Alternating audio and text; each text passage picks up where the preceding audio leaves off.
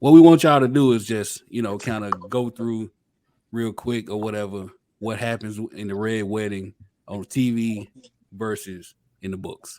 By the book or nah, with Leslie and Carlton. Read a book, read a book, read a motherfucking book. Read a book, read a book, read a motherfucking book. Since you got your degree and you know every fucking thing.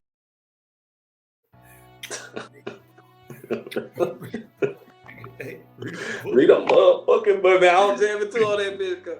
So I think what Leslie, the biggest difference, the most obvious difference is one, Talisa ain't even Talisa. In the book, it's Jane Westerland. So in the book, Rob's wife is her name is Jane of House Western.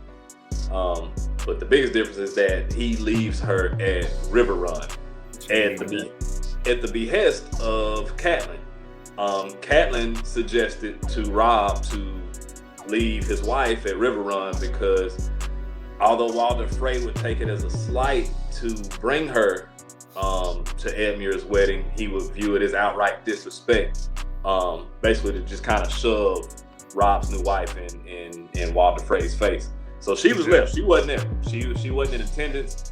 I think in the book she was already pregnant. I think she had already told Rob she was with child in the book. Or she was pregnant, but there's no like real definitive. I don't know if we get a clear answer on whether or not she was actually pregnant. But and they hinted on that in the show. They were, because Catelyn was like, Talisa was like, yo, stop fucking doing the kissing shit in front of Walder. It's disrespect. Right. Which is something that Rob just like, this is another one of his weaknesses that he just doesn't see, right? He's just he's just oblivious to like, oh, I'm the king in the north, I can do this shit. Like, nigga, this exactly. Is here in the first place. Facts. Yeah. One of the other things that one of the real differences, man, that I really I forgot about when I reread this shit was that Catelyn had peeped how fucking horrible the actual wedding was, as far as the food and the band being played. Right? Like she was commenting on like how like horrible the food was and how it tasted and how niggas was serving jelly cow brains, niggas. But to that point, Rob, before they went in, because of how bad he had fucked up, had told Catelyn, if Walder Frey serves me stewed crow with maggots, I'll eat every bite and ask for seconds. Yep. So, in the book, Catelyn kept going back and referencing that. Mm-hmm. As she watched Rob eating all this terrible ass food, as like the band was playing like one song, but the singer was singing like singing another song. Yeah, she was calling that shit out. Which goes to show you that these niggas weren't actually fucking musicians. Right.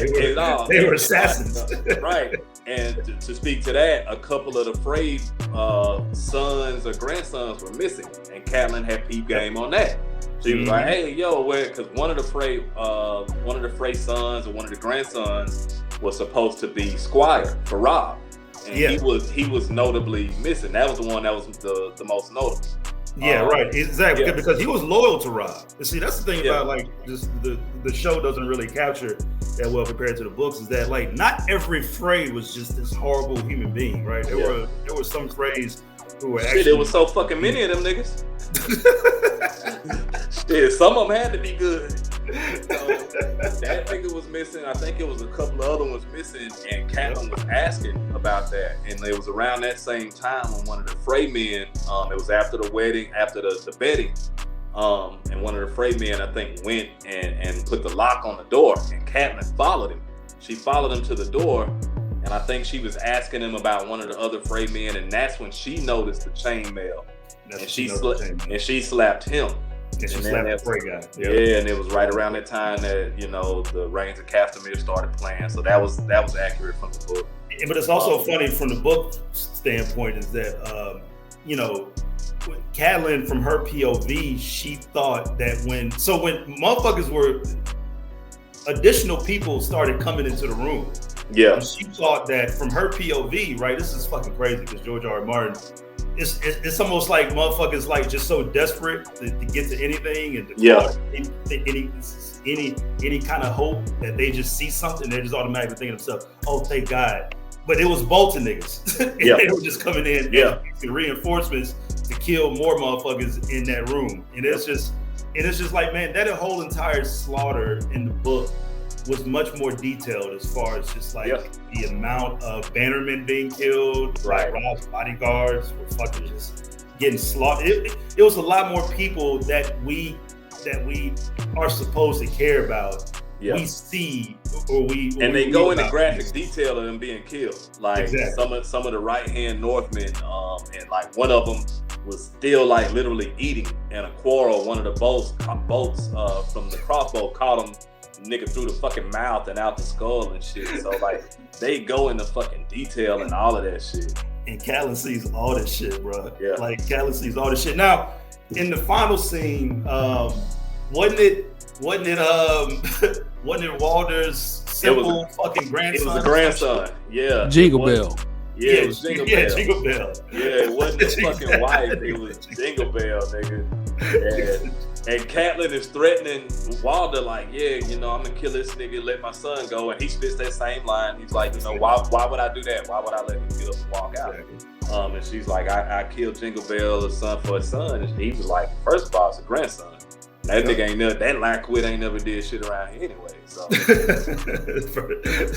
like, and second off, I'll find out, I'll get another. Like, I'll have another. You good?